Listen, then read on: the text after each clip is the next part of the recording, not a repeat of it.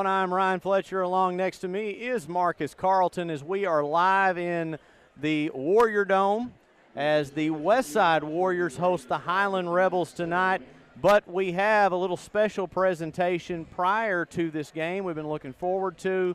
Marcus, as you know, they are recognizing it's been 15 years since the Westside Warriors and that team led by Hunter Mickelson and a coach, very infamous coach, Mark Whitmire, won a state championship. 15 years ago, man. It doesn't seem no, possible. No. I remember watching this team, and you know, my kids were obviously not in school at that time, but I had I don't know, man. I felt a connection to the team, and I started following them around, and it was a fun ride. Yeah.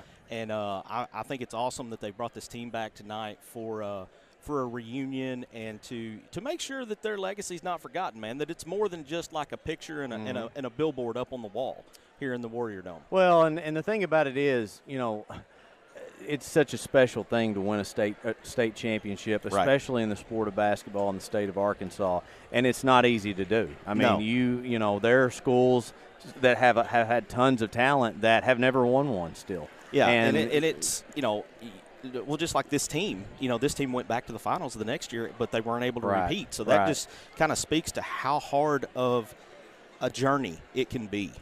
No question about that.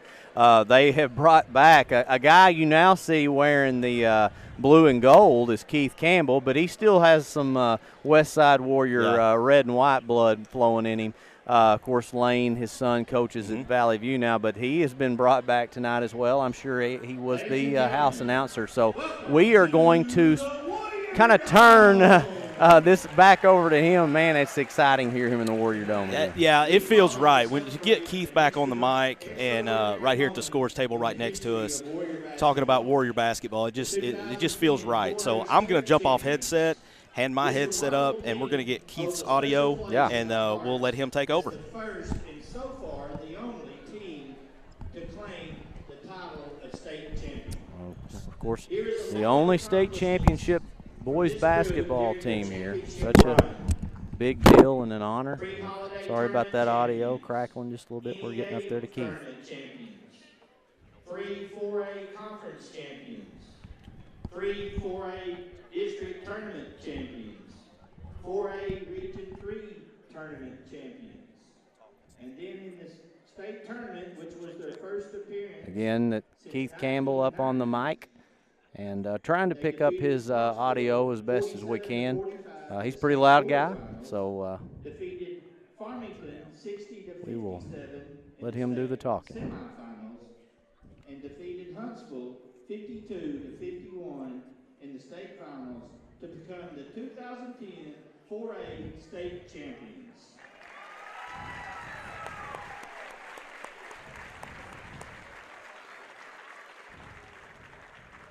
This team finished the year with an overall record of 32-3 and a conference record of 13-1. The 2010 boys basketball team did more than just win trophies. They united our community in a way that few teams ever have. Their journey brought us unforgettable moments filled with joy, pride, and excitement. Memories that continue to inspire us today. As we recognize each member of this incredible team, we honor not only their achievements on the court, but also the meaningful lives they built and the contributions they made since their championship season. Please join us as we welcome home these outstanding individuals and honor the legacy they helped to create here at Westside High School.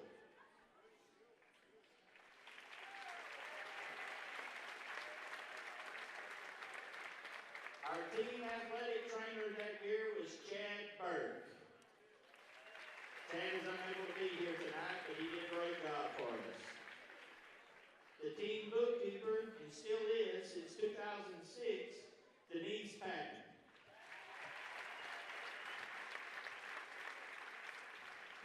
The assistant coach, Coach Chris George.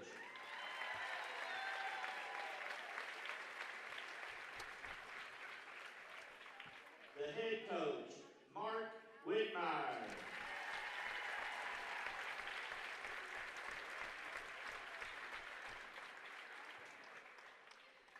team statistician was Blake Pittman. Blake graduated with a Bachelor of Science in Biology from Central Baptist College in 2018.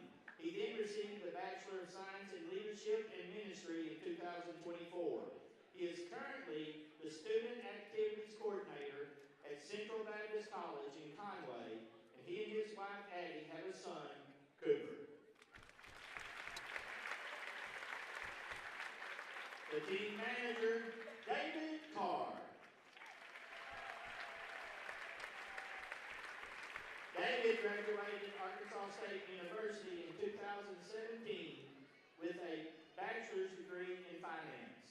He currently works as a securities examiner for the Arkansas Securities Department. David and his wife Paxton have 3 children, Wilder, Kai, and Callahan.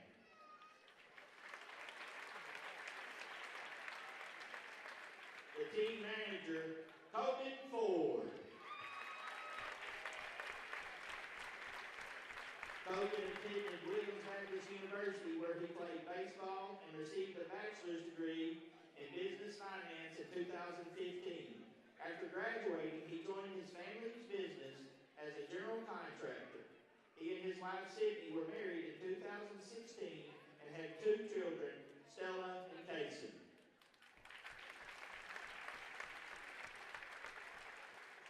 And now for the players. Unfortunately, we have 4 team members that could not be here tonight. They are number 22, Will Bradley. We have lost track with Will since he left high school. The last anyone heard from him, he was working in Colorado as a ski instructor. Number 40, Drake Cullum. Dr. Drake Cullen graduated from Arkansas State University in 2016. Afterwards, he attended medical school at the University of Arkansas for Medical Sciences, College of Medicine in 2020. He then completed his residency in internal medicine at the University of Tennessee, Memphis College of Medicine.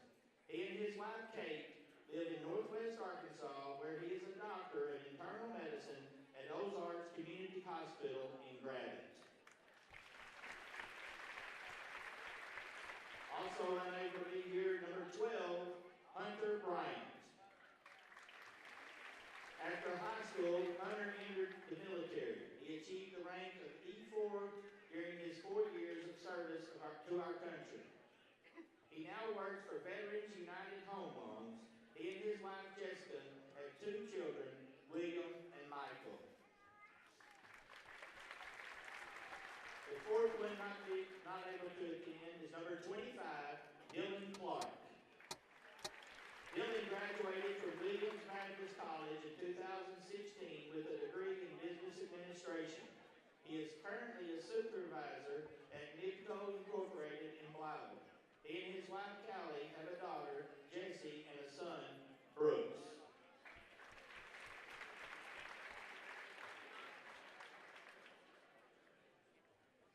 We are proud to have the rest here in person. Number 20, Cord Sims. Cord went into the food business after high school. He became a chef and has won many awards in his time working with food. Recently, he has taken a break from the food business and started his own construction company.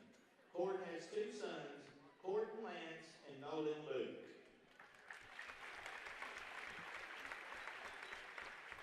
Number 10, Craig Honeycutt. Craig is a 2015 graduate of Arkansas State University. He is self-employed at CD Custom Shower Doors and Blinds. He and his wife, Katie, have 2 children, son Oakley and daughter Summer.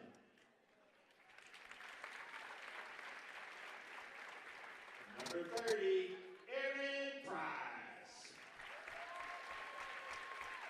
Aaron graduated from Arkansas State University in 2018 with a degree in mechanical engineering. He is employed at Hydro, where he is an engineer. He and his wife Sarah have 1 daughter, Rosalie. Number 42, Zach Patton. Zach graduated from the NJATC and obtained his journeyman electrical license in 2019. Currently, he works as a project manager for Infinity Electrical Solutions. He and his wife, Tiffany, have a son, Blake, and have another one on the way due in August. Correction, that's a daughter, Blake.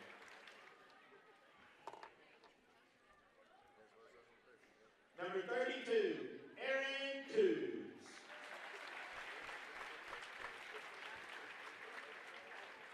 Aaron graduated from Crowley's Ridge College in 2016 with a bachelor's degree in business administration and sports management. Currently coaching at Gosnell High School, where he serves as an assistant football coach and the head baseball coach. He guided his baseball team to the state championship last season.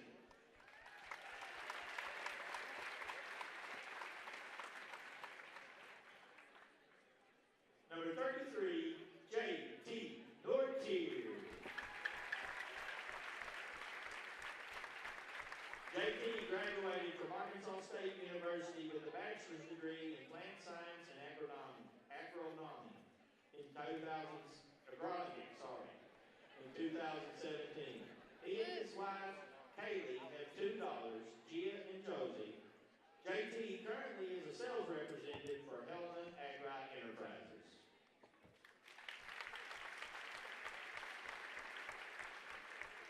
Number 35, Will Nichols. Will graduated from Arkansas State University in 2015 with a Bachelor's of Science in Interdisciplinary Studies. Will went on to graduate from New Orleans Baptist Theological Seminary in 2019 with a Master's of Divinity. He is currently serving as a collegiate minister at Walnut Street Baptist Church in Jonesboro. He and his wife Amanda have 3 children, Eli, Wyatt, and Alice. Number 14, Lucas Johnston. Lucas attended both Arkansas Baptist University and Arkansas State University. He currently works for UPS, where he is one of our local UPS drivers. Number 31, Freddie Prince. Freddie graduated from the University of the Ozarks in 2014 with a bachelor's in science. While there, he played baseball all 4 years. He graduated from Arkansas State University with a master's degree in business administration in 2021. He is currently the director of non-invasive cardiology at St. Bernard's.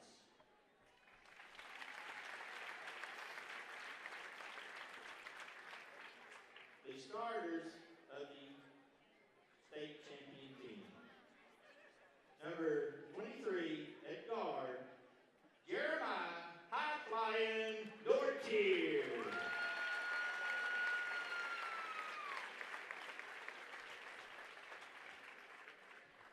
Jeremiah graduated from Arkansas State University in 2015, where he majored in communications. He is currently serving as an elder and pastor at 12-5 Church in Jonesboro, Arkansas. He also specializes in Christian apologetics. He married his college sweetheart, Allie, in 2015, and together they have a 2-year-old little boy, JJ.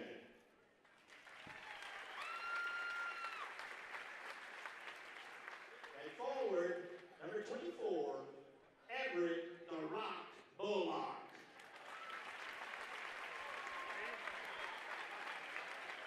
Everett graduated from Body Design University and the National Academy of Sports Medicine with an associate's degree in exercise science. He started his own personal training business in 2020 and now works for Chevron on an oil rig in the Gulf of Mexico. Everett is the father of 3 girls and is a bonus dad to a son and daughter as well.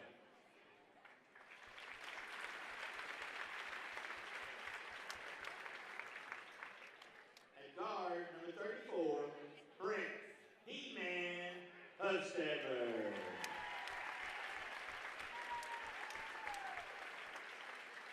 Brett went to ASU Newport High Voltage Lineman Program right out of high school and graduated in 2011. Since 2012, he has been working at Craighead Electric.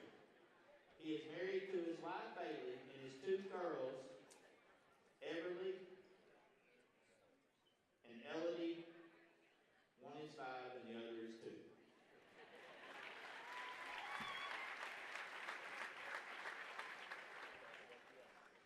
At forward, number 44, Brock, you can't stop, Johnston.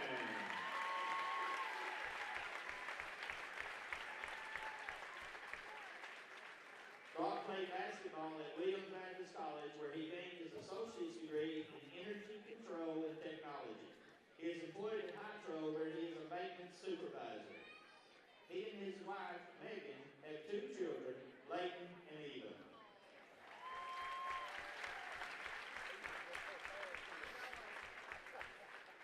At center, number 21, Hunter, the big ticket Mickelson.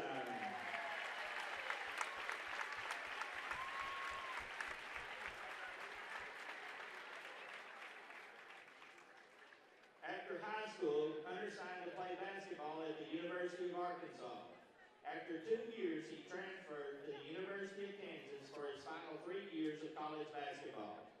He graduated from the University of Kansas in 2015 with a bachelor's degree in liberal arts and sciences with a minor in communications. After graduating college, he played 5 years of professional basketball in the Czech Republic, Poland, Estonia, and Uruguay. Hunter is currently teaching and an assistant basketball coach at East Elm High School in Little Rock.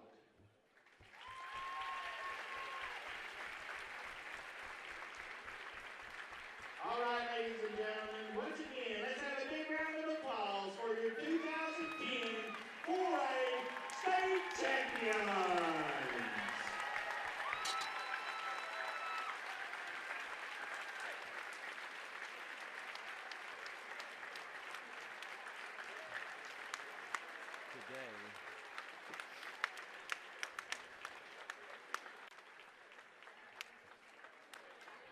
So proud y'all to all make it tonight, and we appreciate everything y'all have done while you were in school here and what you've done since you left.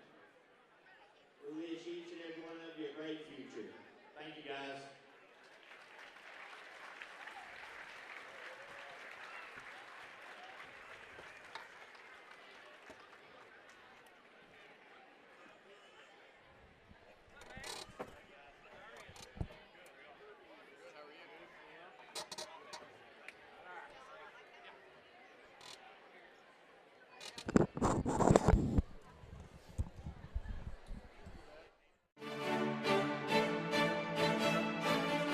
The Arts and Sciences Division at A&C is where education comes to life.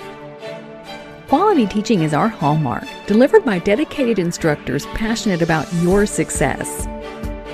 We lay the groundwork for transfer degrees, ensuring a seamless transition to universities. The Arts and Sciences Division offers an assortment of associate degrees, technical certificates, and certificates of proficiency. All of this comes at a fraction of the cost because we believe in accessible education without compromising quality. Experience the best of both worlds with our unique blend of face-to-face and online courses. Forge lifelong connections through vibrant social interactions. Join us at A&C, where inspiration meets innovation and your journey to a brighter future begins. Your adventure starts here. Enroll today and unlock your potential. Yeah. Where'd my... I got a cheat sheet here. I went and printed out the box score from the state title game. Oh, goodness. So, all right, let me see what we got left on the break here.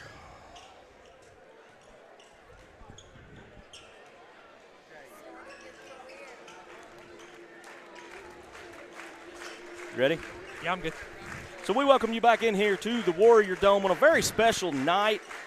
Got the 2010 State Championship team, and right now joining us, number 44, Brock Johnston. Brock, thank you for sitting in with us a little bit here for the pregame. Yes, sir. Thank you for having me.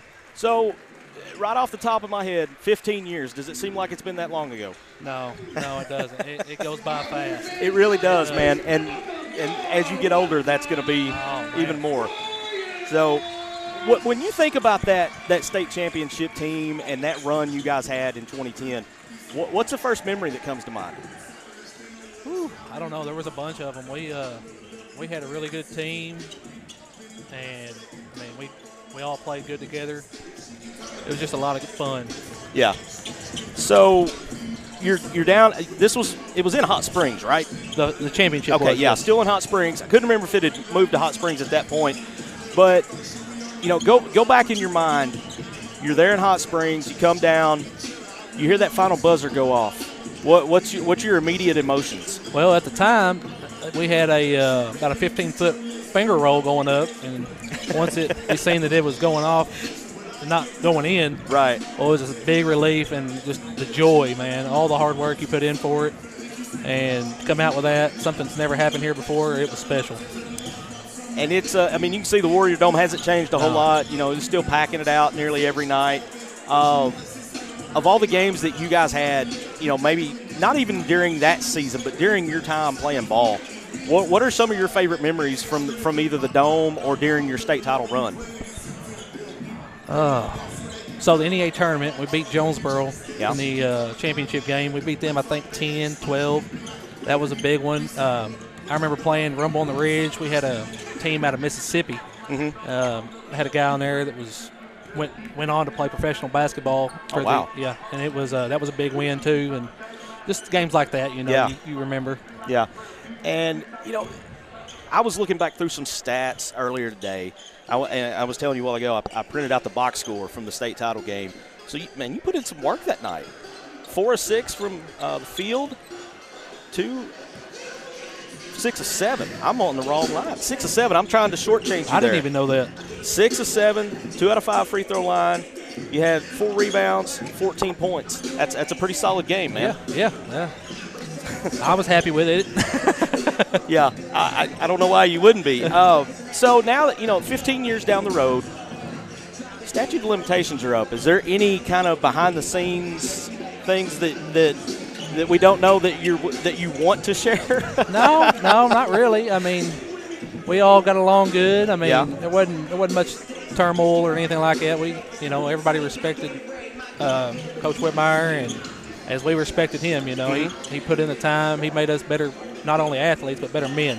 So talk a little bit about that, about playing for Coach Whitmire. Oh yeah, I mean, and I tell these guys, these young kids today, I'll tell them, a lot of coaches coach, but you got to have some things line up. But there is a lot of kids that have come through here that will run through a brick wall for him. They'll do anything he asks. He's a great coach, great mentor. I was happy to have him. So as you watch the game now, how in your mind, how has the game changed, the high school game, from when you played? Well, I think these guys shoot more threes in the first quarter than we did all game. That's one. Yeah. They have the shot clock now. I really like that. That really sets the pace, and you can't get somebody out there just holding the ball. Right. Stuff like that. I mean, you guys like to get up and down the floor. Oh when you we did, and if we didn't have anything, we'd set it back up. And, right. But yeah, we like to go. It was, I didn't have a kid tied to the team at the time, but I was living in Bono and, kind of felt a connection to him. I'm a huge basketball guy as it is, and I just kind of started following you guys and followed all the way through. I remember I think the regionals were at Truman that year. Yep. No, it was at Bald Knob. Was it Bald Knob? That's right, it was Bald Knob. District was at Truman. District was at Truman. Yes. That's what it was. And I went to watch district finals there in Truman, and then made a couple trips down to Bald Knob. And it was just, man, you guys were just fun to watch. You guys, and I could see this tonight. You spoke a little bit about team chemistry. When you guys were lined up out here at half court, to me, as an outsider, it almost looked like you guys see each other daily because y'all were just kind of interacting, probably the same way you did when you were in high school. I mean, have that kind of team chemistry, to be able to come back 15 years later and just pick that up, you know. That's awesome. And that was great. I mean, everybody I talked to back there, some of those guys I hadn't seen since high school. Yeah. And, you just ask them how they're doing. And, I mean, talk just like you were hanging out yesterday, you know. And don't miss a beat. It was cool to see, man. And it's I'm really glad that they brought you guys back, because I was telling Ryan before they started the ceremony here, it's like, this is I like this kind of thing to bring back teams for reunions, so you get to see the connection with the people. It's not just a picture on the wall and a billboard. It's you can finally make the connection and see. And I could see that this meant a lot to you guys too. Oh yeah. It was. I mean, we were all very honored they asked us to come back. Some of these guys hadn't been back since that day or since then. So it was something special for sure. Well, hey, Brock, we appreciate you stopping by and spending a couple minutes with us. We're going to talk to one of your teammates here. In just a few minutes, we're going to talk to Hunter as well. Tell me a little bit about playing with Hunter, and then we'll let you go. Well, it was special. I mean, you don't get to see guys like that come around very often. And, a lot of my success was because he drew so much attention, So, yeah, it was great. I still talk to Hunter. We get along good. And I'm glad he's back in the States. Maybe we can hang out a little bit more, Yeah, I can imagine going over and spending time in some of those countries that Keith listed off a while ago. Yeah. And how special was it to hear Keith back on the mic? That was cool. Yeah, isn't that cool? It just feels right, you know? I've been hearing him at Valley View the past couple of years, and I'm like, man, it just ain't right, you know? But he's doing a good job over there. Yeah. Well, hey, man, like I said, we appreciate you stopping by. Hopefully the Warriors get a big win for you guys tonight on your special night. And, once again, 2010 State Championship team, man, 15 years later. Yes, sir. So, appreciate it, man. Thank you for having us. Yes, sir. So we're going to grab Hunter Mickelson here, and we're going to try to squeeze him. Can we get him on now or half? We can get him now if you want. We're going to try to squeeze him in here before the start of the game. And we may bring him back at half if we don't get to visit with him as long as we want to here. But we're going to visit with him and get Coach Smith to leave him alone so he can come over here to our broadcast position right here at half court at the Warrior Dome. It's a very special night here.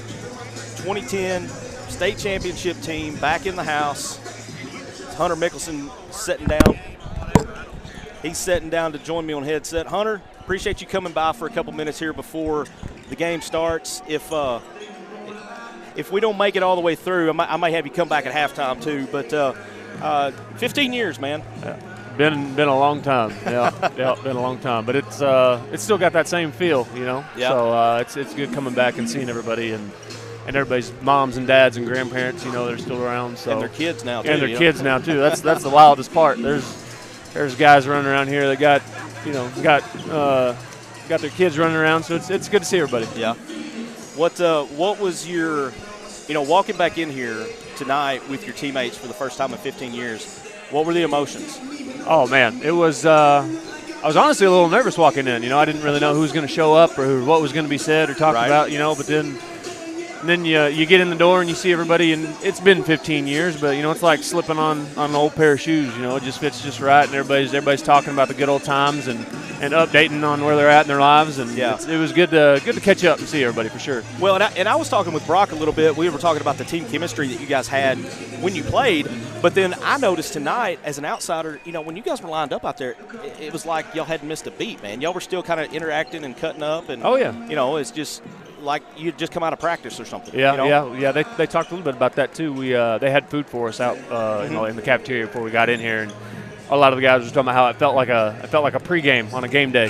Come in and eat and then get ready to go. So we were laughing about that, and kind of like I said, you come back and you're right in the same groove. All these guys, we all left on good terms. We're all good friends. Obviously, we shared a really really great moment together, and that's. Everybody tells you it's going to stick with you forever, and it definitely is true. So you can see it. All right, so I'm going to throw this at you. I went and printed out the box score of the state title game. Oh, man, okay. So take your mind back, March 13th, 2010. All right. You see Huntsville go off and miss that shot at the buzzer. Yeah. What's your immediate emotions? My immediate thought was I was close enough that I could try and block it, but then I was like, that probably wouldn't have been a good idea, because if I get the foul call and they get the free throws, and then if we would have lost that game, I would probably never be able to show my face around here again. So I was very grateful that they missed the shot. And then after that, it's just like real quick, rapid fire. They miss. It's like, okay, we won, and then it's like you just find your nearest guys, your teammates, and then it's just celebration after that.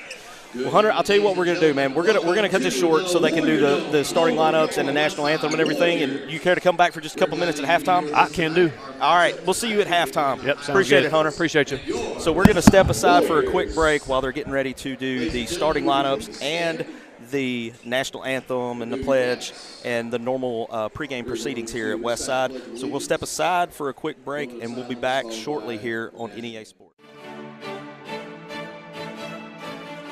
The Arts and Sciences Division at A&C is where education comes to life. Quality teaching is our hallmark, delivered by dedicated instructors passionate about your success. We lay the groundwork for transfer degrees, ensuring a seamless transition to universities. The Arts and Sciences Division offers an assortment of associate degrees, technical certificates, and certificates of proficiency. All of this comes at a fraction of the cost because we believe in accessible education without compromising quality. Experience the best of both worlds with our unique blend of face-to-face and online courses. Forge lifelong connections through vibrant social interactions. Join us at A&C, where inspiration meets innovation and your journey to a brighter future begins. Your adventure starts here. Enroll today and unlock your potential. It's hard to get to the top.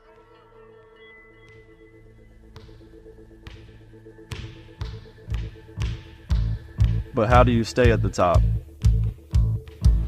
Hard work every day.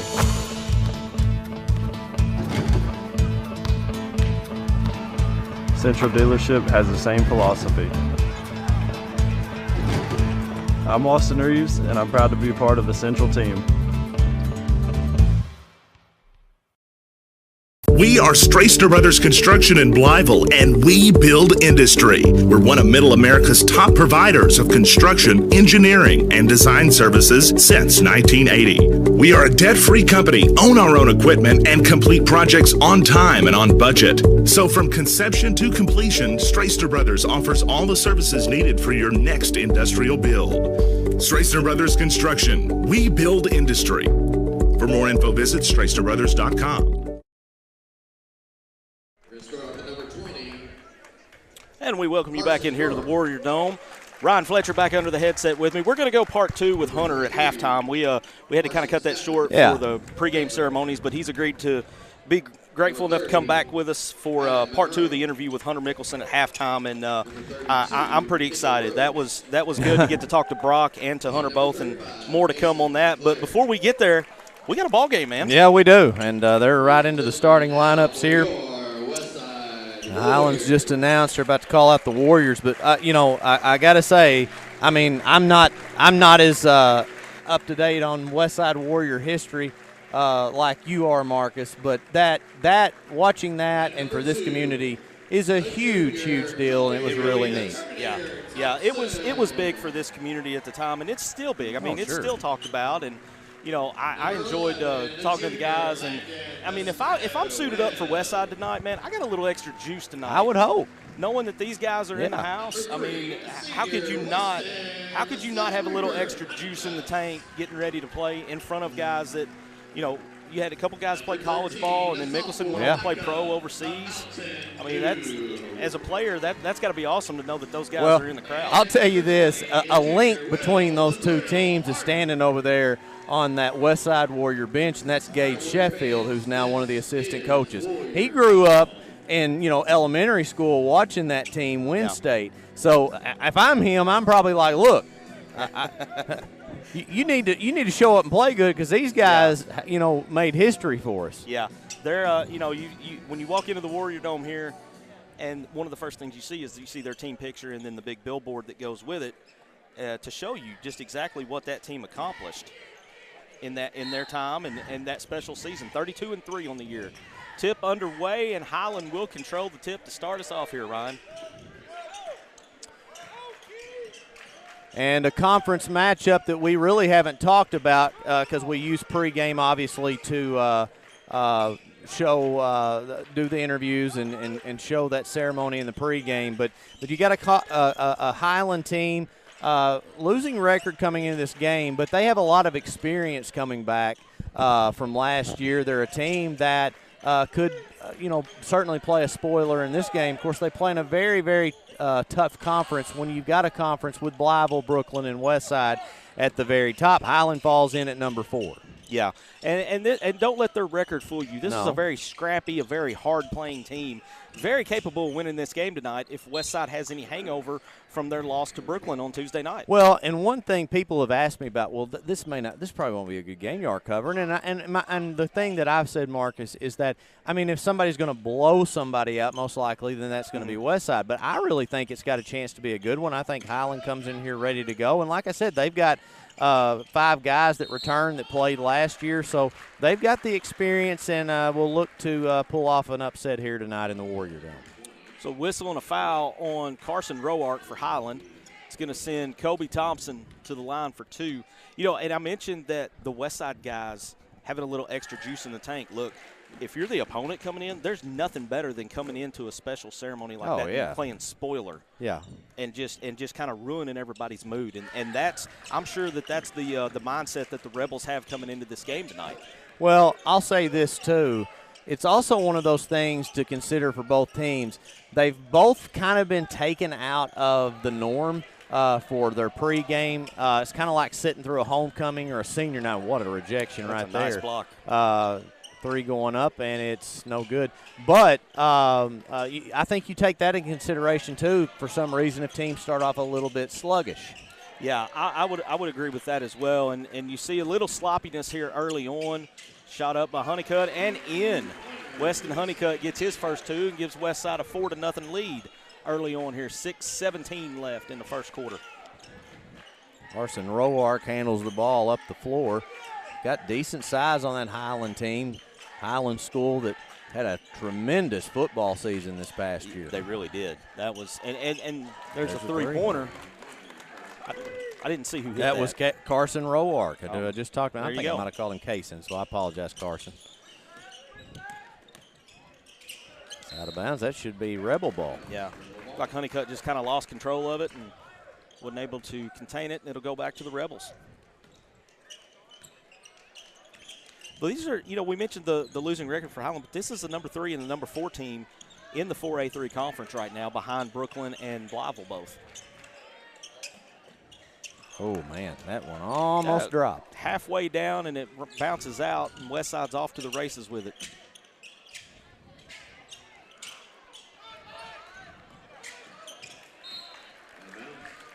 I think Westside caught a break there. It's just Highland players kind of battling each other a little bit for the rebound. And got our first substitution into the game for Westside. Sadler McCormick coming in, replacing Will Hart. And I didn't see who came in for Highland, but he replaced Kendall Rhodes. Looks like maybe number 30, Adam Monroe, into the game. I work with Sadler's mom. She was talking about he's nursing a little bit of an injury right now, so he may not be playing at 100%. And, man, he's talk about him right now. He's after the ball and in a scramble. I think they've called a double foul. I think they did.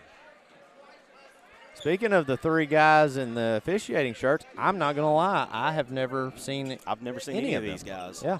So normally I would have went pregame and got their names, and we would have shown them a little love as well. But we kind of had other priorities tonight. Yeah, that's true. And you know what? They might be okay with it. Yeah. I've always been told that if you know the official's name, then they're not doing something right. That's so right. The best officials are the ones you're like, man, I didn't even know he was there. A lot of physical play early on here between these two teams. Going to get a whistle and another foul. I believe they called that on. Yeah, they call that on the Rebels. Hayden Hyslop? Hyslop. Hyslop, yeah, Hayden Hyslop. If that's not right, y'all correct us in the by all means. Comments. Yes, we're certainly welcome to correction. Man, Highland's really come out with some intensity on the defensive end so far. Well, I tell you what I like about McCormick. Now, he got crossed up just a little bit, but, boy, he's after him. Hey, that's why he's in there playing. He's a hustler. Another whistle and another foul. This one's going to be on Westside. They're going to get Micah Dew for his first. It's been about 2.5 months since I got to watch this Warrior team play. It's one of their first games of the year. They played in the NEA Sports Tip-Off Classic over at Nettleton and faced off against Tech and whipped them pretty good. A Tech team that's, solid and can hurt you and beat you. But that day they shot the ball very, very well. You mentioned Micah Dew, Honeycutt. There's another gentleman that I'm drawing a blank on that night that had a big game. Well, I came up Tuesday night. Brooklyn came in here Tuesday night. It looked like it was, I was expecting a good game. Got a good game. It just didn't quite get the result that the Westside fans wanted. Brooklyn come in and played a really good game. Westside started out really hot in that game, and, I don't know if the adrenaline maybe wore off or, the shots just quit falling for whatever reason, but Brooklyn just kind of stayed the course. They got down early, 8, maybe 9 points, and then they were able to battle back and, took a 6, 7, 8-point lead of their own. And it just seemed like Westside, every time Westside would get close, Brooklyn had an answer. And Brooklyn walked out with a win and put a little separation between them and Westside in the conference standings. Well, Brooklyn started the year losing their first 6 or 7 basketball games, somewhere around that number, which is unheard of when you think about a Bobby Gross-led team. Yeah. The thing about it is they lost every starter they had. It was very senior-laden, a very, very good Brooklyn team. And they trying to re-identify who they were.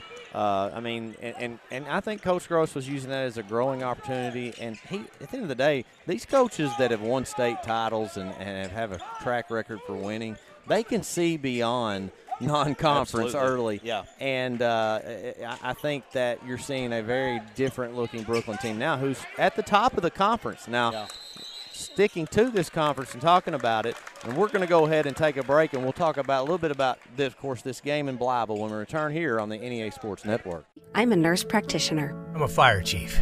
An auto body instructor. But it all started with a dream.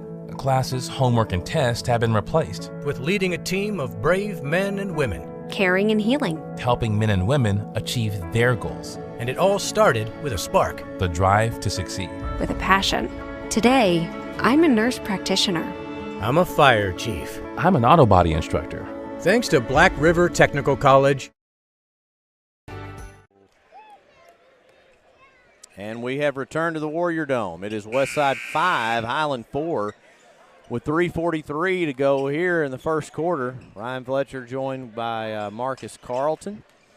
And we've celebrated 15-year anniversary of the state title team, and now we're playing some good old-fashioned basketball here in Northeast Arkansas at the Warrior Dome. It was a great block there by Honeycutt. Highland was able to maintain possession. A new shot clock now. Big guy's not afraid to shoot it. No, they're not. And one of the things I'm seeing early on that may be a concern later on, Highland's getting a lot of second chance opportunities here in this first quarter. Struggling to put the ball in the hole, though. Yeah, bit of a defensive battle early on.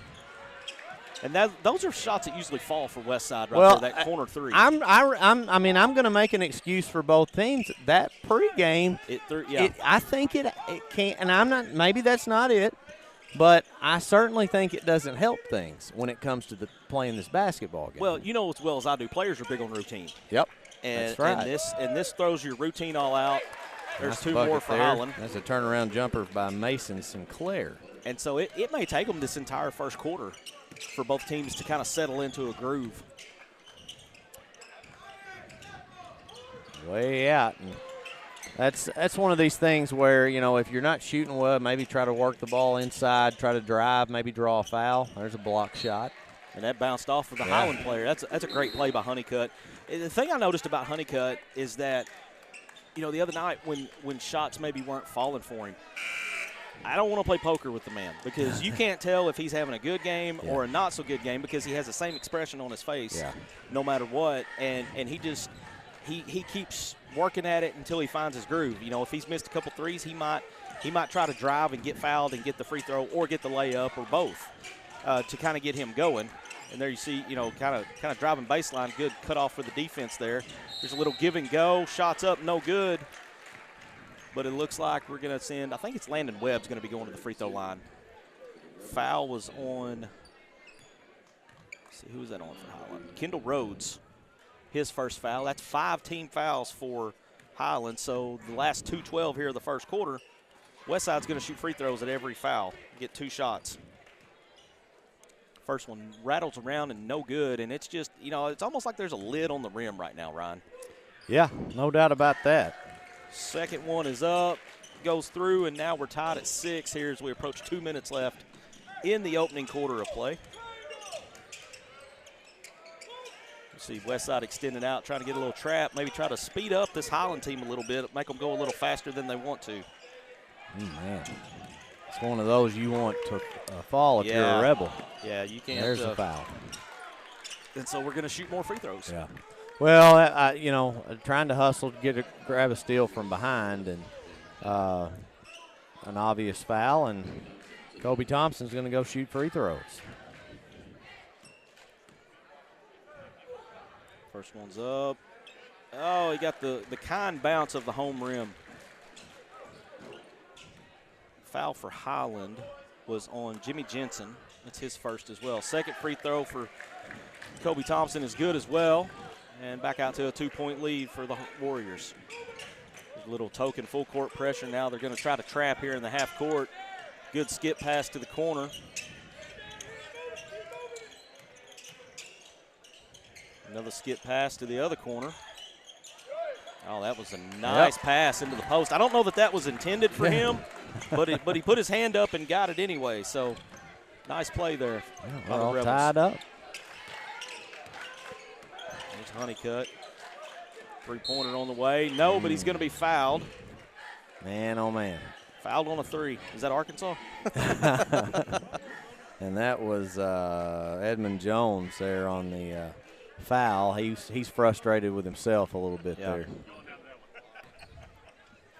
Yeah, we are right here at the scores table, and I can't tell you how many times already they've checked in with us. Yeah, with us rather than I hope that does not end up coming back to bite somebody. It's going to be on the guest team, not the home team. It would be Highland that it bites. Yeah. But Principal Chris George came down and kind of he did encouraged the player over to the correct position. So made us feel important there for a minute. Honeycutt free throw is good. I'm not going to lie. I did not realize Chris was Mark's assistant on that state championship team. Yeah. Did not realize that.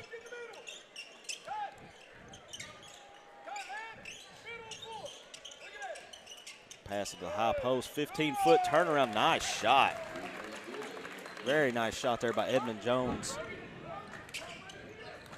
Inside of a minute now remaining in the opening quarter.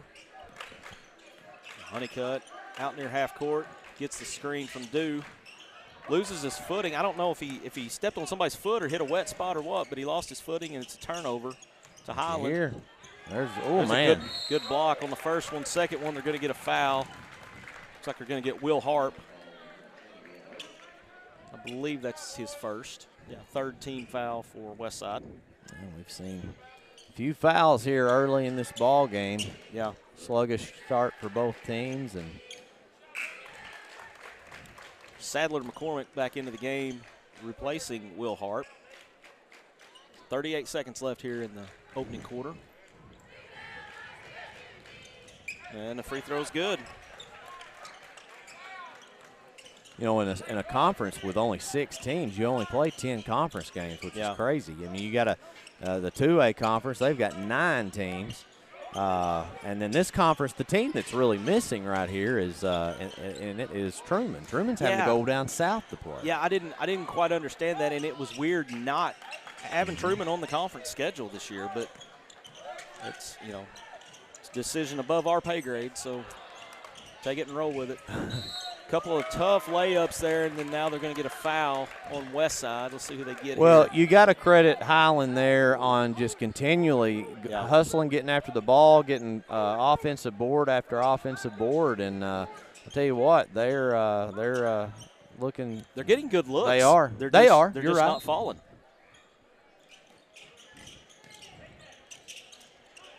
Great move. That's another great move there for Edmund Jones. It's going to take us to the end of the quarter, 14-9. Highland leads Westside early on. We'll step aside for a quick break. We'll be back right after this. 91 with a group of folks who believed that this community deserved a local bank. Well, it's been over 130 years, and we're still the only true community bank in Northeast Arkansas. Our core beliefs in supporting the places that we call home hasn't changed, and it never will. We care about you. We care about our communities, because every journey matters.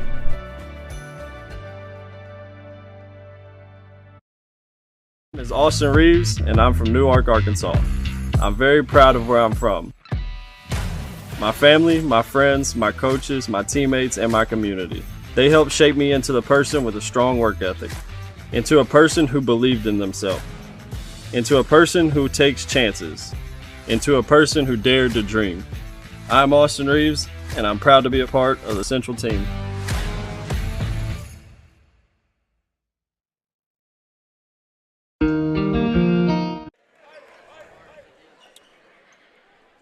Back here in the Warrior Dome, Highland, after the first quarter of play, leading this one 14-9, and a nice play to end the first quarter by number 25, Edmund Jones, had a nice little drive and extension to the bucket. And now, you hear what's going on over here? Yeah, a little confusion on who was going to have possession, and it's going to be Highland ball here to start the second quarter. I thought I completely misheard what he said at first. I thought he had called a technical, and so that's why I popped my headset off real quick. But that was not the case. It was just that they were a little confusion there on getting it set back, get the right person the possession here as we get underway. Jones with a nice pass over into the corner. Shot, it's no good, though, and rebound here for the Warriors as Thompson has it. He's going to pass it across court.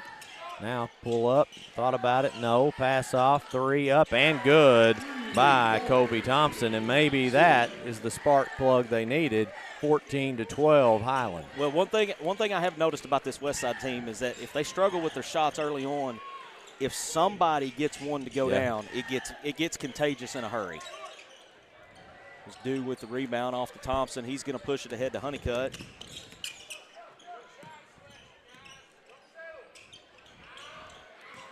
My son texted me a little bit earlier and said, "Is Honeycutt still playing?" And he's, they're Spencer. Yeah. And at one point, I think they both played on the same team, maybe as a senior and a freshman in baseball. Yeah, in baseball, that's what it was. And so he played against Spencer, and now he got a little confused there. I thought, how in the world is he still playing? So there's two of them. Yeah. Both very good ball players. Yeah. Three's way off, and with 6:50 to go here in the second quarter, Westside looking to tie up this game or maybe even take the lead on this possession. Three going up, no good. Rebound for the Rebels. Highland is really crashing the boards hard on both ends right now.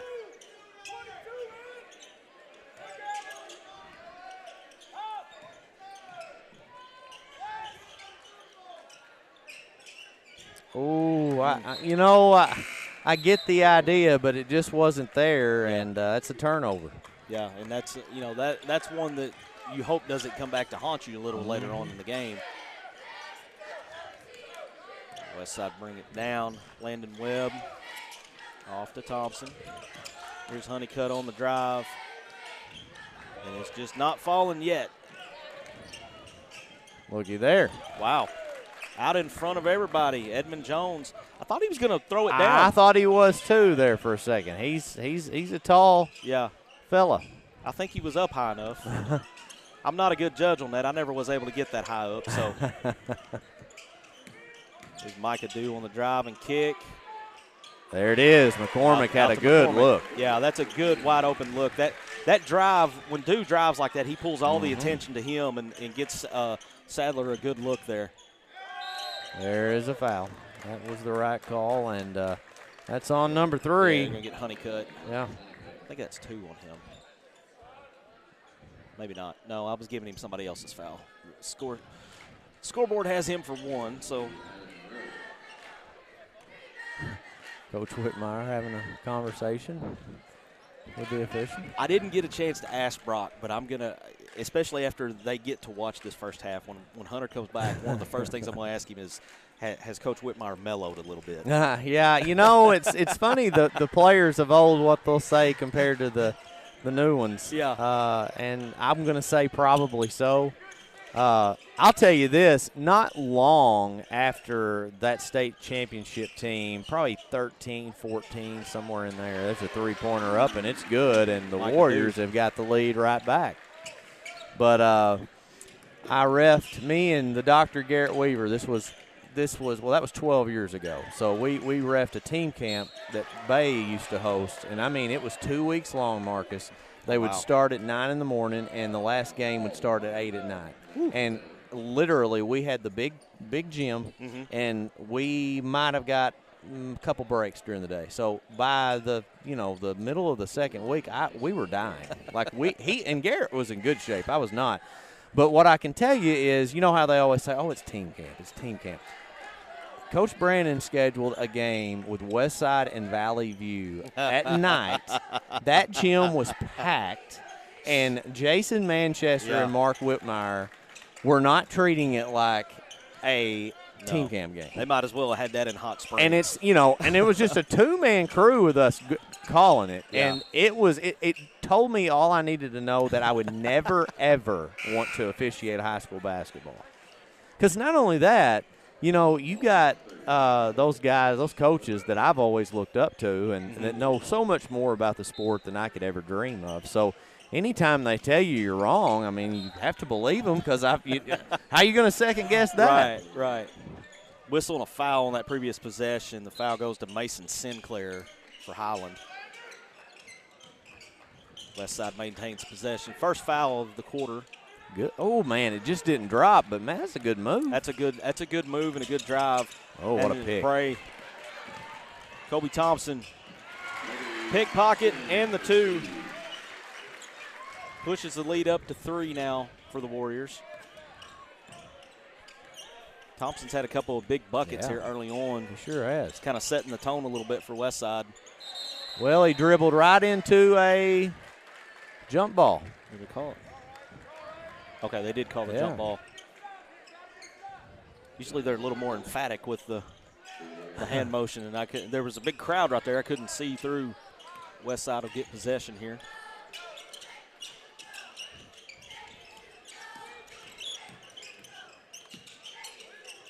Micah Dew, three-pointer, no good.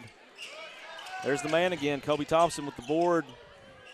Gets the friendly bounce on the stick back. Westside wins this ball game. That's the name you're going to remember, because he not only kept them in it early, but he's helped them take the lead. Yeah, he's helped them jump out to a 5-point lead here. Now here comes Honeycutt, 1-on-3. Let's see what he does. Loose ball. Timeout, Highland. Wow. So Coach Wolf gets the timeout, saves the possession, and with 3:53 to go, we'll take a 30-second break and be back here in just a moment. Denver's Refrigeration is locally owned and operated. They provide quality workmanship and speedy service for your refrigeration, cooking, and heating and cooling units. Whether you need services for a new business or you're interested in upgrading an older business, Denver's Refrigeration is ready to help. They are also proud supporters of Westside athletics and academics each and every year.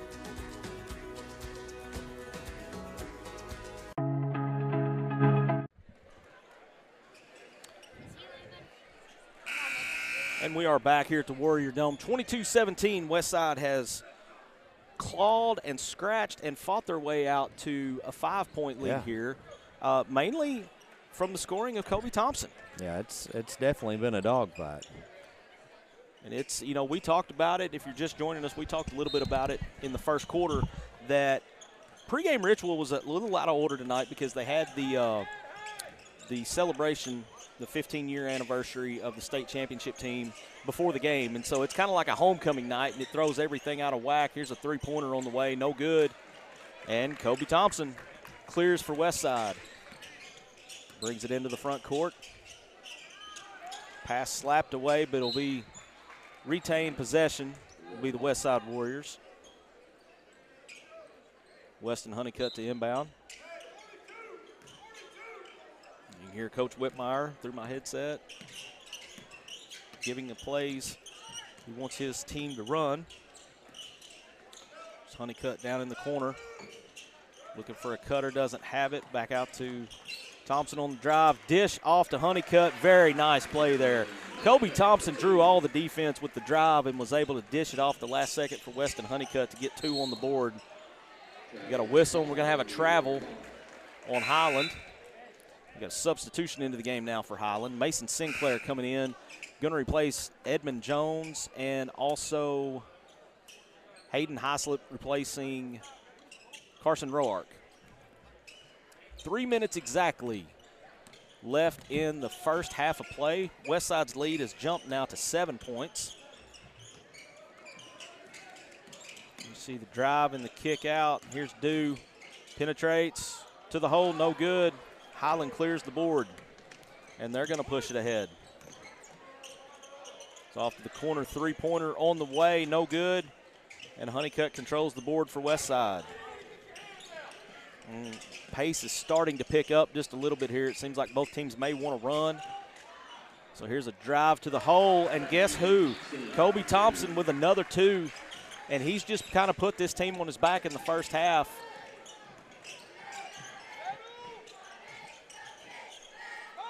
Westside's lead is now to 9, and here he is again. Here's Thompson with a steal, layup, and now the lead grows up to double digits for the first time in this game. And Kobe Thompson is putting on a show here in the first half. He's had a couple steals to go along with the points that he scored. Now Highland's going to slow things down a little bit as we approach 150 here in the first half. Down to 15 seconds on the shot clock. Bodies flying everywhere. Ball goes out of bounds. Let's see. They're going to say off Highland. Got a couple substitutions into the game for Westside. Micah Dew and Sadler McCormick out. Drake Kelly and I believe Will Harp was the other one that come in for the Warriors. 28-17, Westside with their biggest lead of the game so far.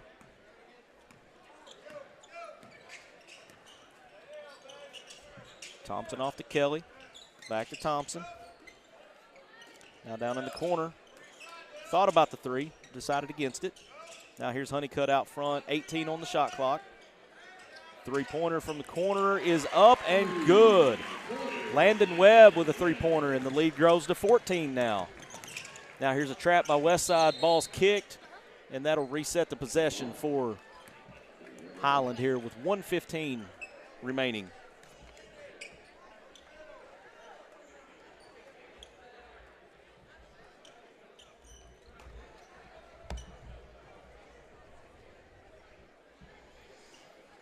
We have a conference with the officials here. I'm not sure what they're discussing.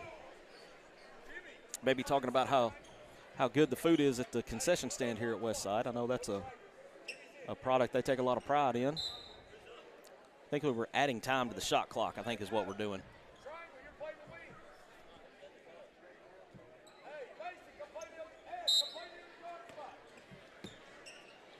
I want to thank everyone for joining us tonight here at the Warrior Dome. Westside and Highland, a 4A3 matchup. Number 3 and number 4 in the conference. Here's a drive all the way to the hoop. No points, but he's going to draw the foul. We're going to have Edmund Jones going to the free throw line to shoot 2.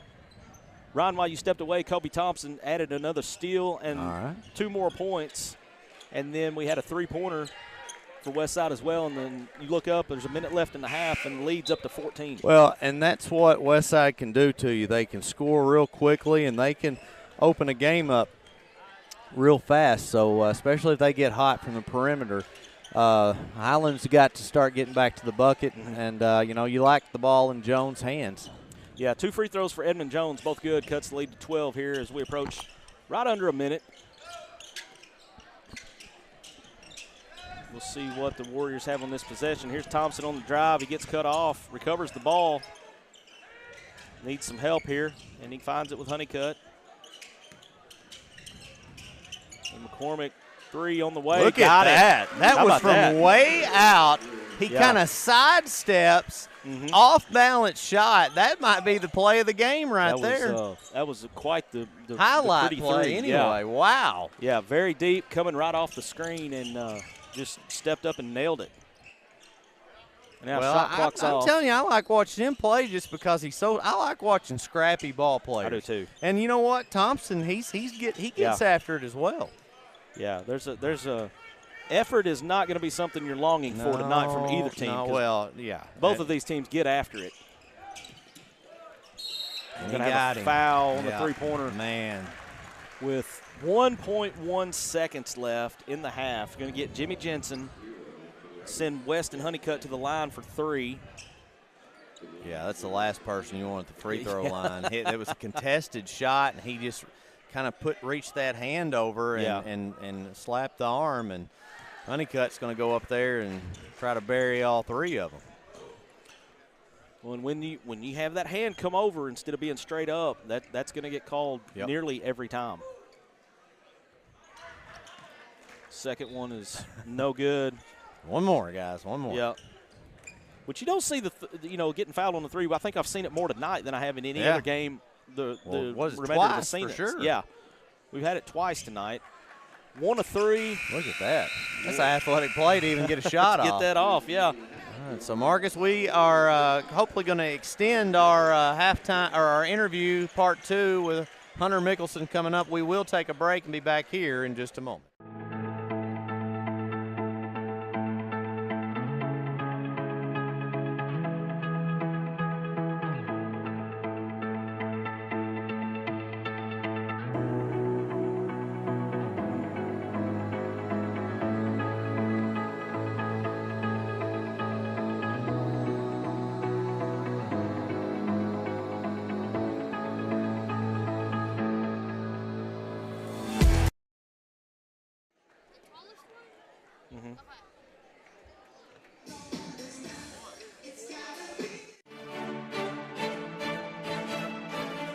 The Arts and Sciences Division at A&C is where education comes to life.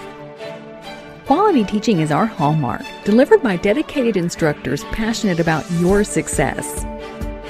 We lay the groundwork for transfer degrees, ensuring a seamless transition to universities. The Arts and Sciences Division offers an assortment of associate degrees, technical certificates, and certificates of proficiency. All of this comes at a fraction of the cost because we believe in accessible education without compromising quality. Experience the best of both worlds with our unique blend of face-to-face and online courses. Forge lifelong connections through vibrant social interactions. Join us at A&C, where inspiration meets innovation and your journey to a brighter future begins. Your adventure starts here. Enroll today and unlock your potential.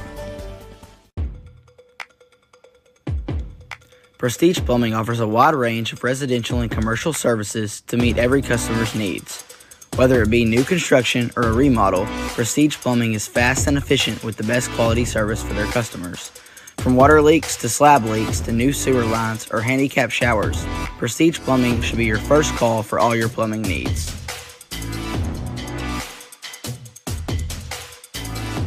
Today, I'm a nurse practitioner. I'm a fire chief. An auto body instructor. But it all started with a dream. Classes, homework, and tests have been replaced. With leading a team of brave men and women. Caring and healing. Helping men and women achieve their goals. And it all started with a spark. The drive to succeed. With a passion. Today, I'm a nurse practitioner. I'm a fire chief. I'm an auto body instructor. Thanks to Black River Technical College. Our journey began way back in 1891 with a group of folks who believed that this community deserved a local bank. Well, it's been over 130 years, and we're still the only true community bank in Northeast Arkansas. Our core beliefs in supporting the places that we call home hasn't changed, and it never will. We care about you. We care about our communities, because every journey matters. It's hard to get to the top.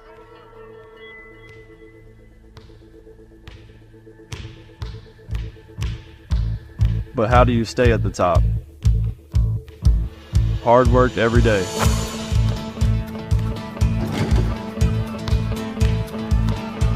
Central dealership has the same philosophy. I'm Austin Reeves, and I'm proud to be a part of the Central team. We are Straister Brothers Construction in Blytheville, and we build industry. We're one of Middle America's top providers of construction, engineering, and design services since 1980. We are a debt-free company, own our own equipment, and complete projects on time and on budget. So from conception to completion, Straister Brothers offers all the services needed for your next industrial build. Straister Brothers Construction, we build industry. For more info, visit StraisterBrothers.com. For 50 years, Black River Technical College has offered quality, affordable education to prepare students for the job they want. We're here to help you make a better life for yourself and your family. We're Black River Technical College. Whether it's your home or your business, Delta Glass is Northeast Arkansas's clear choice for superior glass products and services. Delta Glass is known for their internally produced insulated glass units, providing quick and precise replacements for most all windows. If you've just completed your dream home or a recent remodel, Delta Glass provides the most sought-after custom shower enclosures and mirrors in the industry. Storefront glazing can create an inviting professional atmosphere for any business facility. Delta Glass specializes in custom design and fabricated storefront systems for all sizes and styles. If you're in need of superior glass products and services that are second to none in the region, call Delta Glass today at 870-520-6290 or visit them on Dan Avenue in Jonesboro. A Ritter Go-Getter gets everything done, and Ritter Gig Internet can handle a ton. You'll create art for the whole world to see, find new ways to support all your teams, and arrange new arrangements for arranging your screens. You'll game, you'll stream, you'll bike till you can't. Create filtered water for you and your plants, or watch video instructions for hemming your pants. With Ritter Internet, look at all you'll accomplish, connect all your devices, and, schmabomplish? With Wi-Fi this fast, there can be none better. So get in touch and be a Ritter Go-Getter. Thank you. Thank you for letting us be a part of your family and for trusting us with the ones you love the most. Thank you for allowing us to be a part of those lifelong memories. Thank you for taking us on the job and for putting us to work. Thank you for choosing us for your first vehicle and for every vehicle after. Thank you for trusting us for 70 years. My name is Austin Reeves, and I'm from Newark, Arkansas. I'm very proud of where I'm from. My family, my friends, my coaches, my teammates, and my community. They helped shape me into the person with a strong work ethic, into a person who believed in themselves, into a person who takes chances, into a person who dared to dream.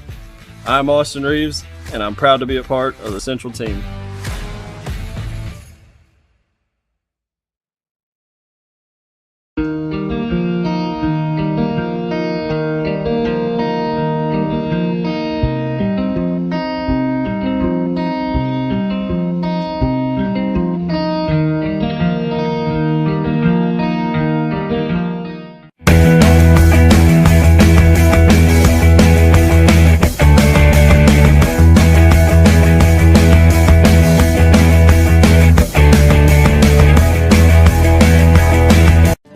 National Bank, our mortgage lending team knows what it takes to make a home and a superior home loan process. Simple, proven, and reliable service with competitive rates at a bank that already feels like home. Since 1889, that's been the First National Bank way, because for our people in all our locations, this is home. Apply online today. It's easy. From our family to yours. Welcome home. First National Bank. Our family has been in the car business for almost 70 years. In that time, a lot of things have changed. One thing that has stayed the same is our commitment to customer service. At Glen Sains, our inventory is growing every day. Between all of our 4 stores, we'll have 400 units in stock at any given time. Whether you're looking to buy GMC, Chevrolet, Buick, or Ford, we look forward to serving you and your family for years to come.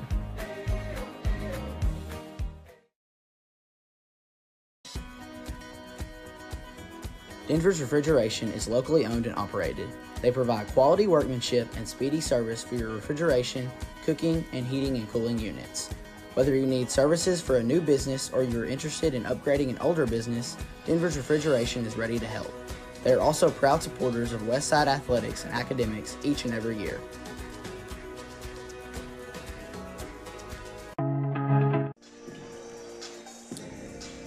And back here at the Warrior Dome at halftime, 35-19, Westside leads. Joining me now is Westside High School principal Chris George, who was an assistant coach on the 2010 team. So 15 years, man. It is 15 years. I was just talking to these guys in our cafeteria earlier, and I'm like, how old are y'all? And they're telling me 31, 32, 33, whatever. I said, well, guys, I was 30. Yeah. Whenever this was all going on, if you can do math, that means 44 nowadays. But, yeah. But no, it was such a great thing having these young guys. They're not young guys anymore. They're grown men. Yeah. Having them back on campus, a lot of them for the first time since I graduated.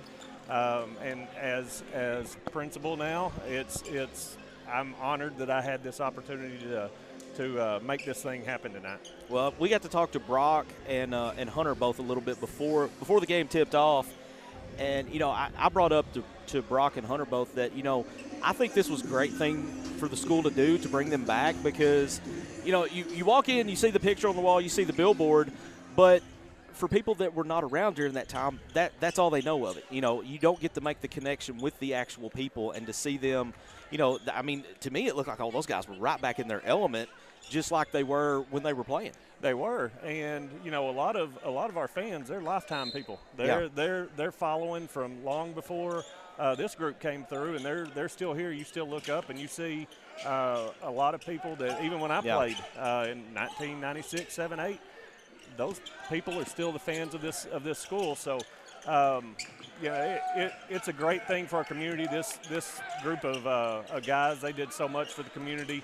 It was just thinking back, it's amazing how well our people traveled that year. Oh yeah. And just because the things that happened that year, it was a springboard for our boys basketball program for years to come. You know, they went back to the state finals the next year, had some injury issues, and but they played that one really close. And was that Sylvan Hills? Honestly, I don't remember. I went to girls at that point. Okay. But I was in the stands. I was trying to remember it because I was thinking that was – it may have been who it was. I know they played Episcopal Collegiate at some point. That may have been when Avery was playing.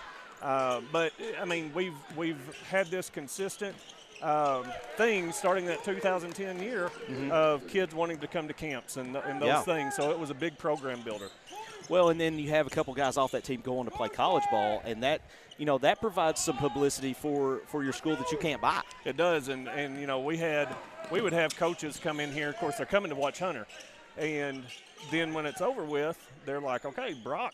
Yeah, that's a solid kid. Yeah. You know, size-wise, he wasn't what those D1 colleges are looking for, but they use some connections. So yeah, absolutely. Just because, you know, Tubby Smith comes in and it's not just looking at Hunter, they get exposed to the great basketball that we're playing. So Highland's come out here on fire to kind of start the third quarter. A couple back-to-back three-pointers and a two-pointer. Lead is down to 10. I'm sorry, down to 10, 6.5 here. Three-pointer on the way, no good, and Highland's going to get a chance to cut this to single digits. Chris, that going back to the championship season, you know, I was talking with Brock and Hunter, and you know, I printed out the box score from that state title game and was looking over that today, and I asked those guys this question. I'm going to ask you as well. Huntsville comes down, puts that last-second shot up. There's another three-pointer, and this is down to a 7-point game with 6:15 left here in the third.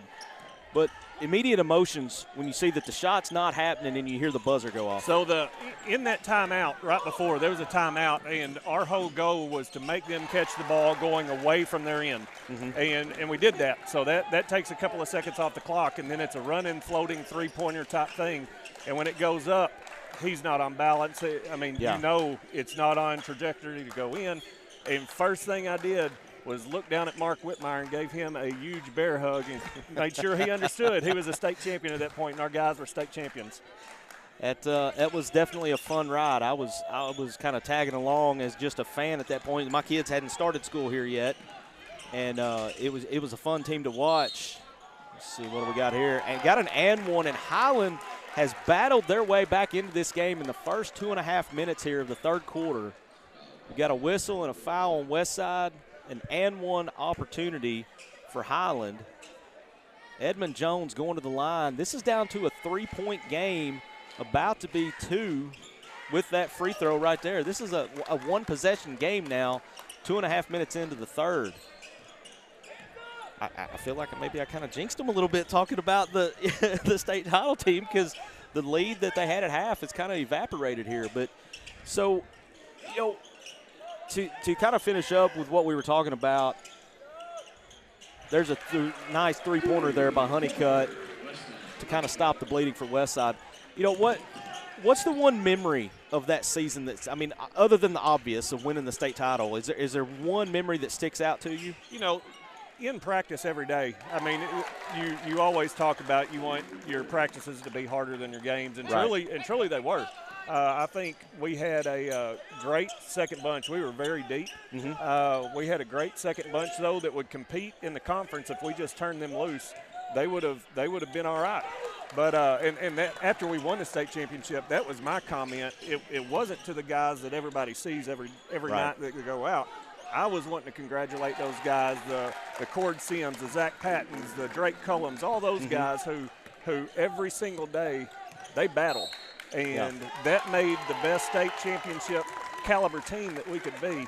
And just the memories of those, of the camaraderie and the practices and that type of thing, it's awesome. Well, this was a great thing that you guys did tonight, bringing them back in. And we're going to step aside for a break here with a timeout, and Highland's got this to a 1-point game. Chris, thank you for coming by, Absolutely, man. and we appreciate y'all coming. And I know our school, like I said, we've got great people, we've got great fans, we got great students. And anytime we have the opportunity to showcase it, we're loving to do that. All right, 41-40.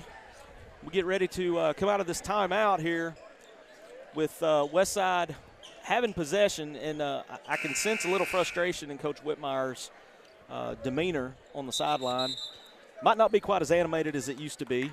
So before the stuff tonight, some of his guys were saying, "Hey, Coach, you're getting soft nowadays." And I said, what y'all don't realize is we used to have guys from when he coached at Brooklyn. They would come over and practice against us in the early years of him being here, and they would come in and say the same thing. So it's kind of like the big fish story that the more you talk about it, the bigger it gets or whatever. And in this case, he works his tail off every day. In practice, he's not just building basketball players; he's building great young men. And as a former player myself in this program, that's what we wanted to go for is building great character guys and make our school proud. Well, Edmund Jones has come out on fire here for the Highland Rebels in this third quarter, and they have taken their first lead since early in the first quarter of this game. Micah Dew on a drive and a kick, going to get the foul. Well, this, like I said, this was I think this was fun for the fans. I know I enjoyed it, just getting to be a part of it. And, I think these guys will remember it. And to me, I think it's a cool thing for the guys that have kids now that they can kind of, these kids get to see dad in a little different light. You know? And that's what some of our guys were talking. This is the first exposure their kids have had to this. They're 3 and 4 years old type thing. Side story, when we were kind of gathering up in the locker room area, I was talking about you. I said, so this guy Marcus out here, he and I go way back from the Dickie Nut Show. Back in the day, I said I used to have to meet Marcus after Saturday night games or whatever, and take a highlight reel to Little Rock every Sunday. So we go back and didn't even know each other then, but. Well before the days of just throwing something on a Google Drive and going. That is true. Saved a lot of miles if that would have happened. Oh, my goodness. Yeah, no doubt. I look at the way we did that show back then and look at how it could be done now, and I'm just like, man, these people just don't know, man. They don't know the struggle. But yeah, that was, golly, man, that's been – I don't even want to say how long ago that's been. I mean, like 2019, 2000, 2001, somewhere in that range. Had a lot of quality time with who's my wife now, but my fiance, driving back and forth to Little Rock. So I got some company. So that was an interesting scenario there with the call, because you had two officials kind of talking a little bit before they made the call there to see if they were seeing the same thing. normally you don't see that hesitation, but I kind of like the fact that they talked to each other, tried to get it right. Here's Micah Dew with a big three-pointer, put Westside back in front at the 3-minute mark here of the third quarter. And you definitely want them talking about it to make sure they saw what they just get it right. Yeah, and that's the thing. And you know, I don't have a problem with them taking a second to think about it and process what they've seen, because I've actually tried to officiate some you know, Pee Wee games, rec games, whatever, and the speed at which these guys make these decisions is kind of uncanny. You know, they don't get their just due for that. There's a steal by Highland coming down 2-on-2. Dish off, 10-footer, no good. And then there's that man again for Highland, Edmund Jones. I've been too busy talking, and I don't have his stats here in the third quarter, but he's come out on fire, and he's put up several points here. Was very key in Highland coming back to tie this game up here in the third. Now Westside running the set. You're under 20 on the shot clock here. Here's a drive by Dew. Kicks out to Honeycutt. Honeycutt sidesteps the defender. Very nice play there. Honeycutt up for 2. Puts Westside back in front.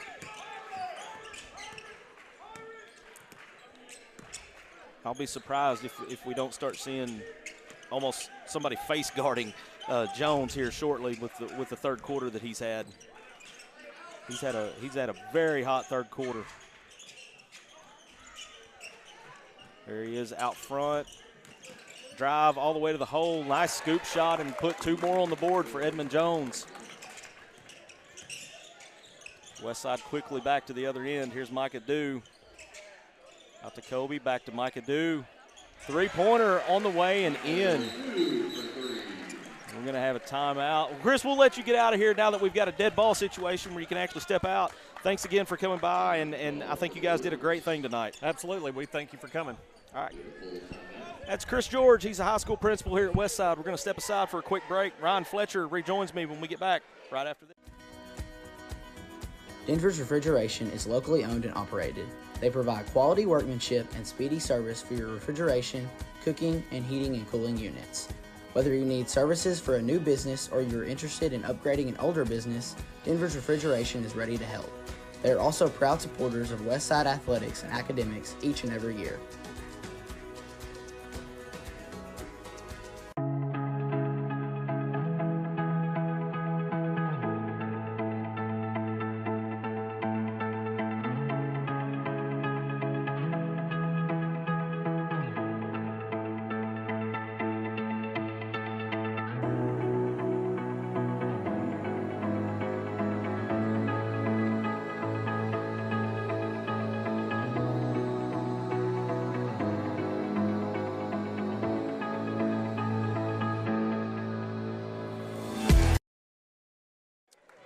Back here in the Warrior Dome, Marcus Carlton, I'm Ryan Fletcher. Marcus, you just interviewed former assistant coach for Mark Whitmire, Chris George, now the current high school principal. So a good interview there. And now, I tell you what, a lot happened well, really, this entire quarter has been crazy.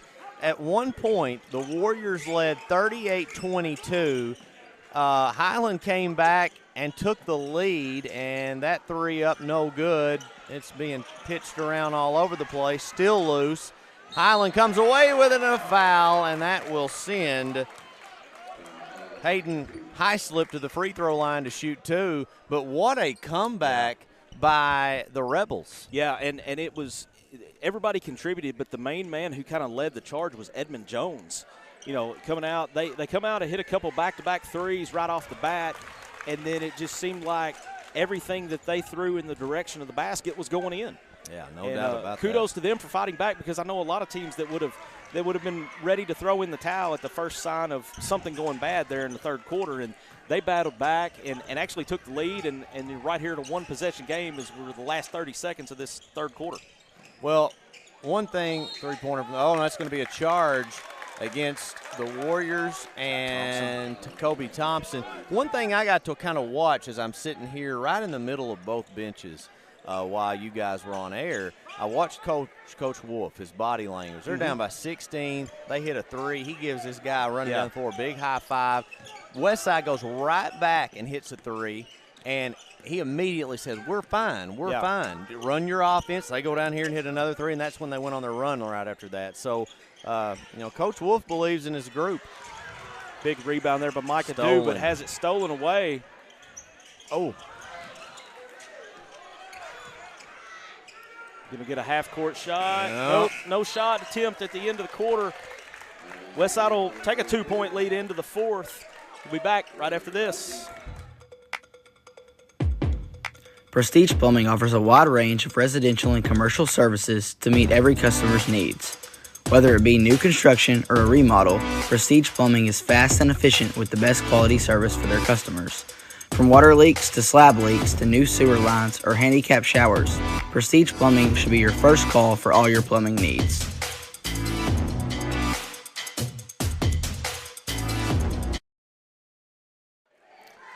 We are back here in the Warrior Dome. Final quarter of action, it is Westside 50, Highland 48, and as mentioned right before we went to the break, the Warriors had a 16-point lead that evaporated in a matter of really about 2.5 minutes, Marcus. I looked up when I was talking with Chris George. We started towards the end of halftime. There was a minute or two left in half, and by the 5:30 mark of the third quarter, Highland had tied the game. Just an unreal run to start the third quarter for Highland.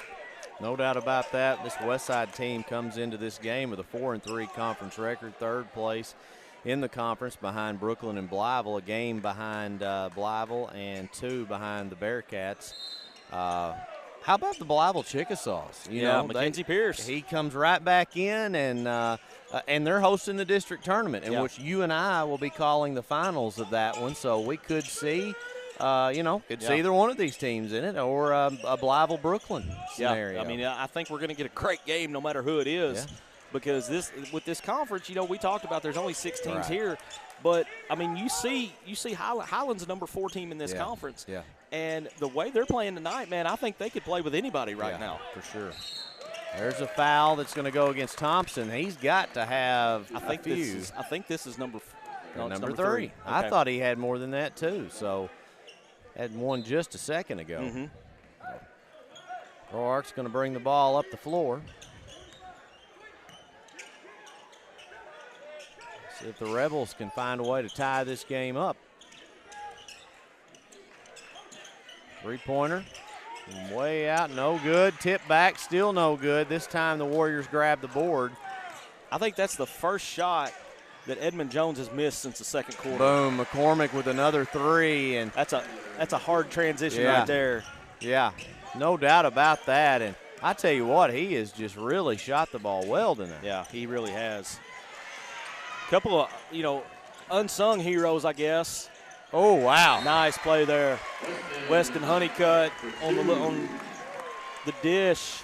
And now you look up, Ryan, and it's back to a 7-point lead now.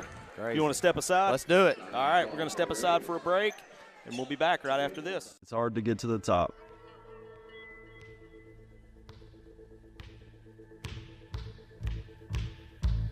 But how do you stay at the top? Hard work every day.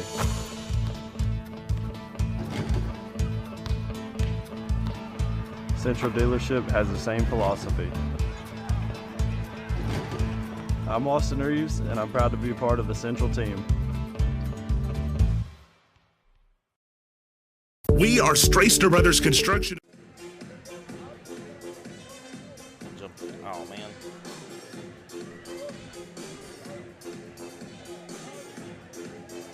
Company own our own equipment and complete projects on time and on budget. So from conception to completion, Straister Brothers offers all the services needed for your next industrial build. Straister Brothers Construction, we build industry. For more info, visit StraisterBrothers.com. Well, it has been a game of runs, and this time the Warriors are on one. They have now a 55-48 lead with 6:47 to go here in the fourth quarter. A game that has seen both teams lead at various points. A game in which the Warriors led by 16, blew their lead, and now back up by 7. And that has all happened in this half. Yeah, it's been it's just been a wild second half here in the game. Well, you know, we had that moment in that whole first quarter was sluggish. They weren't shooting the ball well, and they found their rhythm real quick. Yeah, we've seen a little bit of everything in this game. All right, Warriors they got 14 now on the shot clock. 3 going up, it's good. You just can't leave a wide open look like that for hardly any of these guys. That time Landon Webb from pretty good distance behind the arc, and nothing. Who got that one, Ron? Landon Webb. Dealing with some technical difficulties.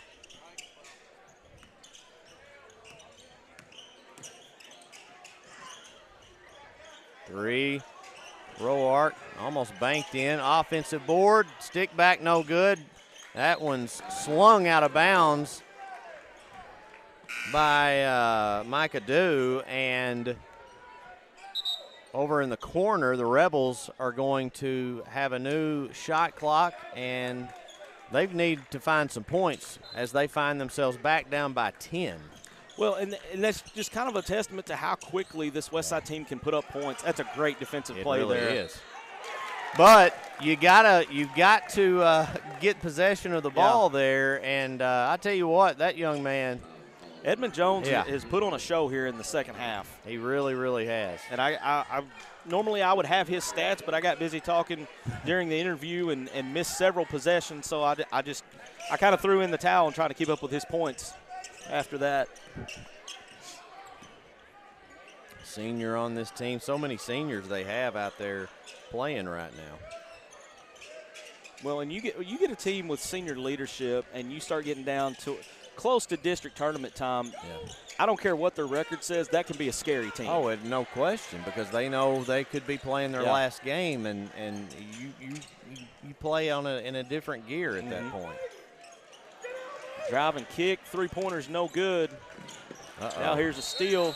That foul may work out to Highland's benefit because it was going to be about a 4-on-0.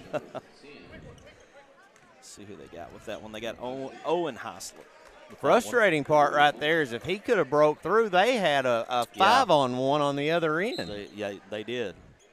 So 4:53 to go, 8-point lead for Westside, who has the ball. High post going to turn it over. Here come the Rebels in transition. And McCormick. You can see that coming. Well, you got to credit Adam Monroe for maintaining possession. Probably a little bit of a mismatch there as he's handling the ball out in the front court. McCormick's fast. He's gotten some steals tonight, and there's a big three from the top of the key. That one from Mason Sinclair, a sophomore on this team, and some of these younger guys scoring some points for the Rebels. Yeah, that confidence can be contagious. Just like missing shots can, making shots can too. Three going up, no good. Fight for the ball, and the Rebels have it. That's Jimmy Jensen. Jensen kicks to the corner, back to the wing, drive to the bucket. It is good, and a nice move by Monroe. That's a really good give and go there. Yep. Resulting in 2 points, and again, we're back down to a 3-point game. Crazy. From a 10-point lead to a 3-point lead, all on a 7-0 run now for the Rebels. Is that after the timeout, I believe? Yeah. Yeah, 7-0 run here because when the timeout was called, they were down 10. And we're under 4 minutes left in the game here, Ryan, so we're about to get down to crunch time here. The drive baseline runs out of room. He's going to kick it back out. Shot clock is about to run out. I don't think they got the shot off. Nope.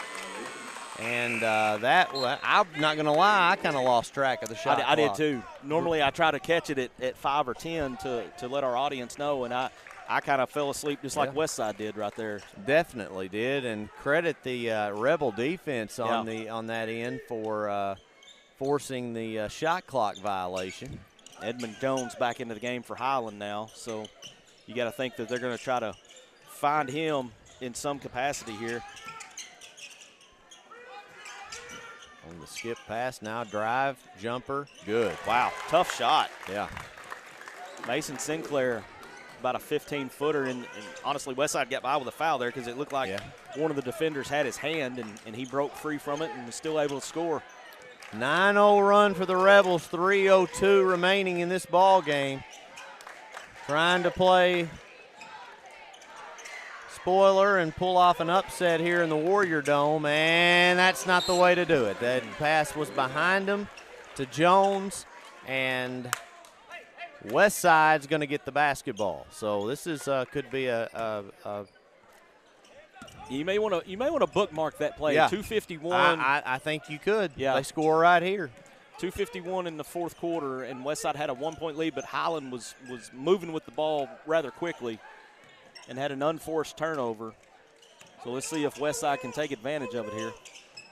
Long three-pointer. Kobe Thompson. We haven't called his name much since the first quarter, and about halfway through the second quarter, I think, some of the offensive possessions went to other people for Westside, but early on, he was what helped Westside build their initial lead. Now we got a whistle and a foul. Going to get Jones, I believe. Yeah, Edmund Jones. It's only the second team foul for Highland, so we'll take it out of bounds again. Drive, Honeycutt, and he is mugged. Took a hard shot there. He did.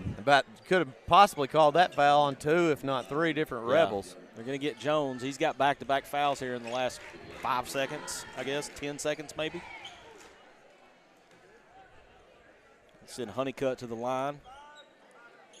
2:25 remaining here. It's been a fast-moving game, right? It really has. I tell you, I'm telling that run that Highland went on in 2.5 minutes, down 16, and then found themselves up by 2. That happened so fast. Yes, it did.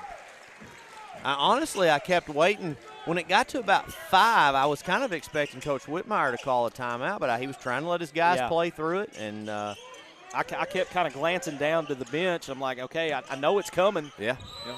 Edmund Jones. I love the confidence that kid's playing with right now. He had that really hot third quarter, and he's just continued to attack. Sadler McCormick on the foul. That's his 4th, Ryan. Team's 4th foul. First free throw is up and good. So something else you're not going to see on this TV screen, who's interning and helping assist Adam Wolf, coach, is a young guy that was not too long ago played on the floor for Highland himself, and that's Cade Lewis. He is so energetic over here on the sideline, getting these guys into it and after it. 1 of 2 at the free throw line for Jones. Westside, Micah Dew takes a bump and is able to go ahead and score, and Coach Whitmire wants a quick timeout with 1:51. Ryan, you want to step aside? Let's do it. They're calling for a 30-second, so we'll take that as well. My name is Austin Reeves, and I'm from Newark, Arkansas. I'm very proud of where I'm from. My family, my friends, my coaches, my teammates, and my community. They helped shape me into the person with a strong work ethic, into a person who believed in themselves, into a person who takes chances, into a person who dared to dream. I'm Austin Reeves, and I'm proud to be a part of the Central team.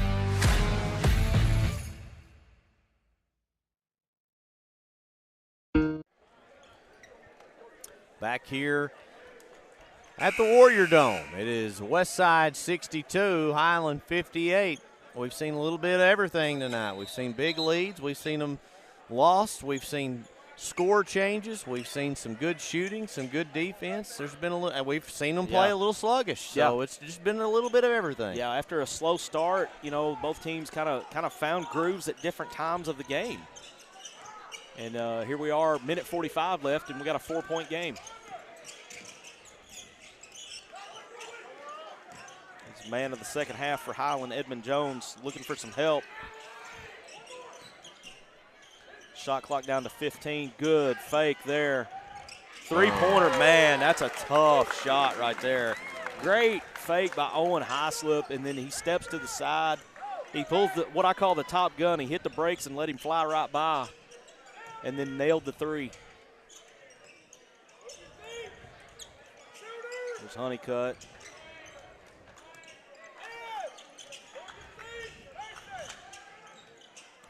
Here, coach. He'd call it out anytime Honeycutt touches the ball. Shooter. Can't blame him. We're No. down to 5 on the shot clock. Due for 3. No good, but look who. Oh, no. Rebels got it. I thought the Warriors were about to get it. Now pass in transition, and a shot is blocked. What a block by Dew. And now we're going to get a timeout taken by Highland with 40.5 seconds to go. A 62-61 Westside lead. We'll take a full timeout and be back here in just a moment.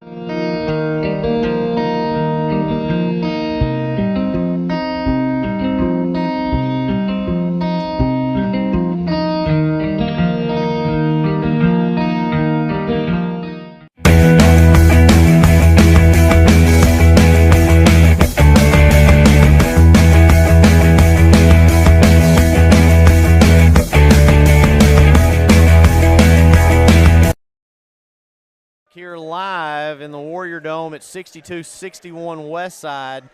40.5 seconds to go, and I'm going to take a look at the schedule ahead as we will be 2 games next week. Tuesday night, senior night at Manila, a doubleheader. It says Rector at Manila. It is for the boys. For the girls, it's EPC in Manila. So doubleheader there, going to be potentially 2 very good games, followed by a Friday night matchup, senior night, boys and girls. Mammoth Spring traveling to Lake City to take on the Riverside Rebels. And then after that, Marcus, it's a bunch of postseason ball games. We've got a 3 district tournament start to finish. We've got the 4A district finals, and then we will have the regional tournament, almost every game of that as well at Lake City in the 2A North. So that's a lot of good action. And now drive, bucket, travel called on Jones. Yeah, it looked a little awkward on the drive, and I wasn't sure if they were going to get the travel or the foul, but the travel did occur first.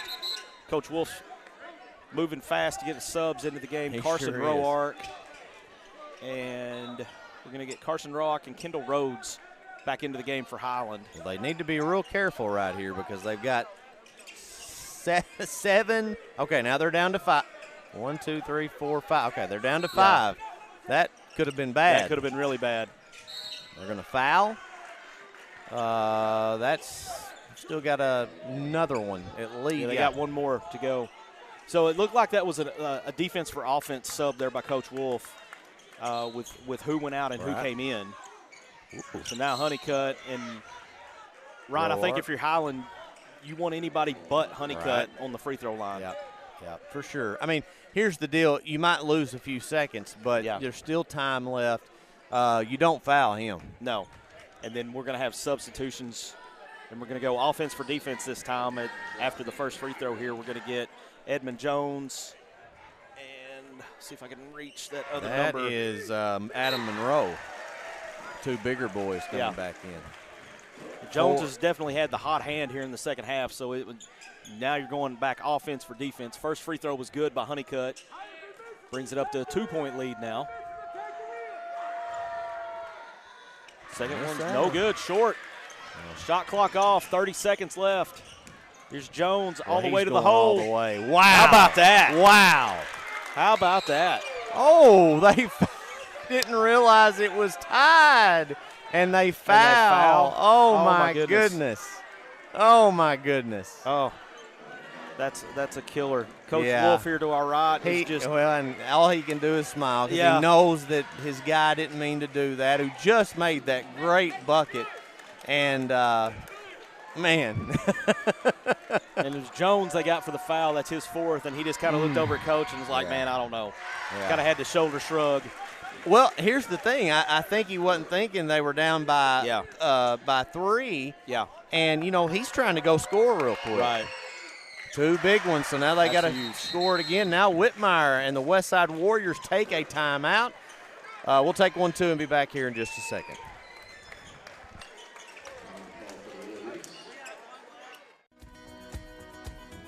Denver's Refrigeration is locally owned and operated.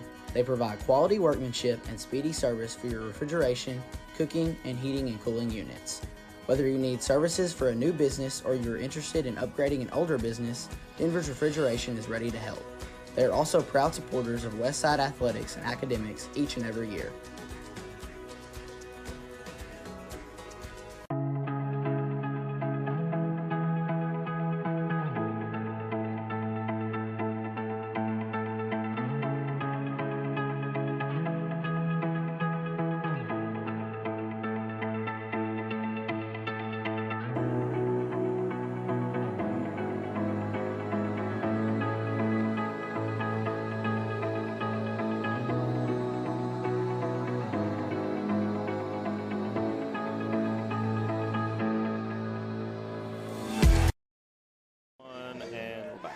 Back here in the Warrior Dome, it's 65-63, and the Warriors have the lead.